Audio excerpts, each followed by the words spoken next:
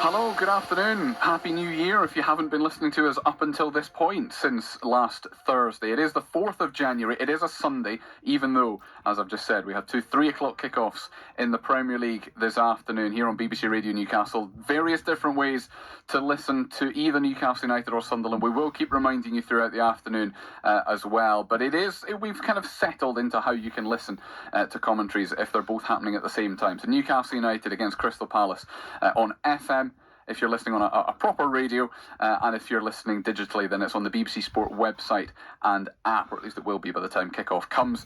That's for Newcastle against Crystal Palace. For Sunderland's game away at Tottenham Hotspur, DAB, Freeview Channel 711, and on BBC Sounds as well. If you normally listen to Radio Newcastle through BBC Sounds, it is the Sunderland match that you will get there this afternoon, and we'll return to the Tottenham Hotspur Stadium and Nick Barnes and Gary Bennett in a few minutes' time. But first we'll say a proper hello and a Happy New Year, because it is the first match of 2026 for Newcastle United, to Matthew Racebeck and John Anderson. Yes, Happy New Year, Colin. And to you, Ando, as well. And to you, Razor. Oh, there we are, yes. Okay, good afternoon, Ando. You were very, very quiet there. Quick reminder of the starting 11, Razor. There is only one change, and it's the lack of changes that's more interesting than the change themselves, I suppose. Yes, they've had longer breaks between matches at this time of year, which is unusual, than they've had in the months leading up to Christmas. And I think that might be part of the reason why Eddie Howe isn't making as many changes as he was when they were playing midweek every week, although they've got that to come for a couple of months and maybe more. Today, one change. Jacob Murphy is brought into the starting 11 in place of Harvey Barnes. So they line up Pope, Miley, Chow, Cher, Hall, Bruno, Tonali, Joelinton, Murphy, Gordon and Wissa, who made his first Premier League start for Newcastle at Burnley and scored his first Premier League goal for the club and his second in a Newcastle United shirt. Today will be his 8th appearance.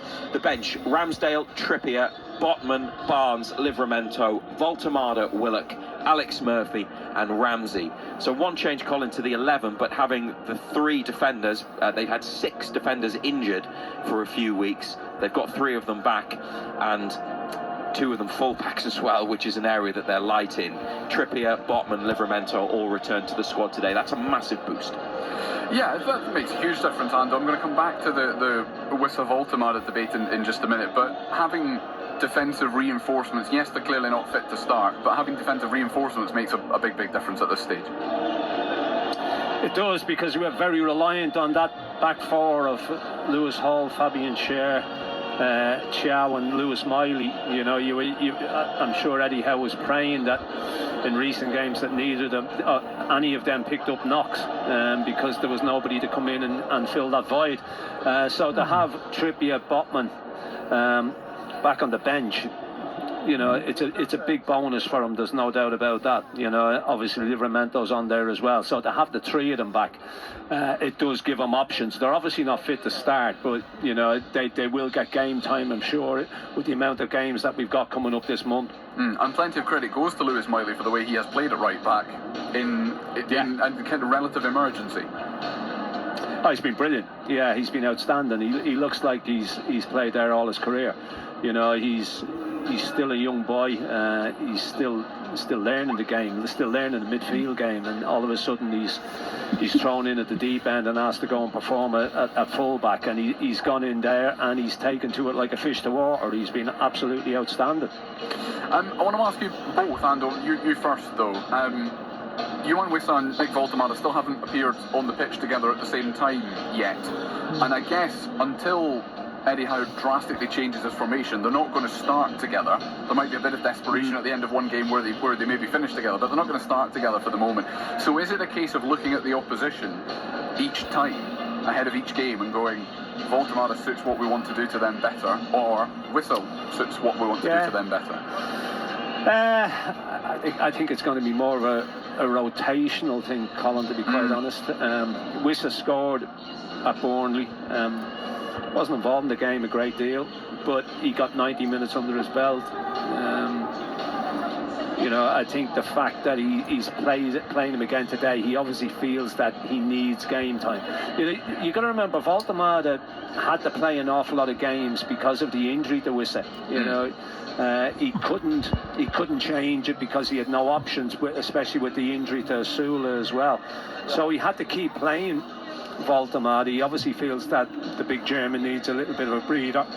Excuse me. And Wissa needs game time. You know, he needs to get up to match sharpness. He needs to get game time under his belt. No, he's not going to do that by playing a game one week and then being left out the following week and then playing.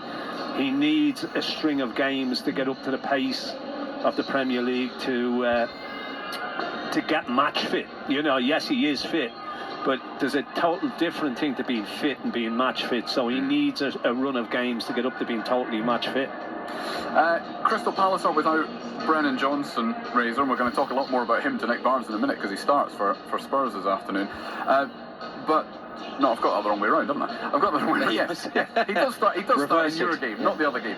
Yeah. So tell us a little bit more about Crystal Palace then. Well, Brennan Johnson, now their record signing, £35 million to bring him in from Spurs. He's already played here twice this season in the League Cup and then the Premier League in a Tottenham Hotspur shirt. And that is Crystal Palace's only change made by manager Oliver Glasner, who has an uncertain future with his contract coming to an end in the summer. The man who brought them an FA Cup, has taken them into Europe and also won the Community Shield. He's done a terrific job at Crystal Palace. Like Newcastle, they have European football this season, although they played fewer matches in the now completed Conference League group stage, but they've got a playoff coming up. He's also talked about fixture congestion being a factor for them. They had to squeeze in their League Cup quarter-final against Arsenal, which they lost on penalties just before Christmas. So they've had a busy period as well. Like Newcastle, they've had injuries. They've got quite a few out today. Daichi Kamada, Czech Doucouré, Daniel Munoz, the wing-back, full-back, who's a great player. Chris Richards, who play at the back. Eddie Nketiah not available. Newcastle getting players back. Crystal Palace not there yet, but one change to their team. Henderson in goal. Lerma, Lacroix, Gay across the middle. 3-4-3. Klein, Wharton, Hughes, who went off with a knock in their last match but is fit to play, and Mitchell, and then the front three. Johnson, who replaces Justin Devaney in the team. Jeremy Pino, who is definitely one to watch, the Spanish international, and then Mateta up front. That's how Crystal Palace look. Newcastle got a good record against them. Last two home games, and Colin, they've won 4-0 and then 5-0. I wonder what price 6-0 is today if they continue to climb in terms of goal scoring against them. Any sort of win today is a massive result, and it would help Newcastle climb the Premier League table despite the frustration, the inconsistency. They are not far away from where they'd like to be. Sunderland in 7th, and you know, there's been a gap there. They've been behind Sunderland all season. They're only 3 points away, aren't they? Newcastle in 14th. It is really tight. They, as it stands, what are they? 5 points behind Man United, who occupy 5th. And then when you think about what they have to come away from the Premier League over the next few weeks, the semi-final over 2 legs of the League Cup, FA Cup tie next weekend here, and then the return to the Champions League at the end of this month. There is plenty to be excited about, as well as plenty of things that they know they can improve. For his part, Eddie Howe thinks that Newcastle, having won at Burnley, are actually well placed to have a strong and much better and more consistent second half to their season. We're in there fighting and scrapping for every point that we can in the Premier League.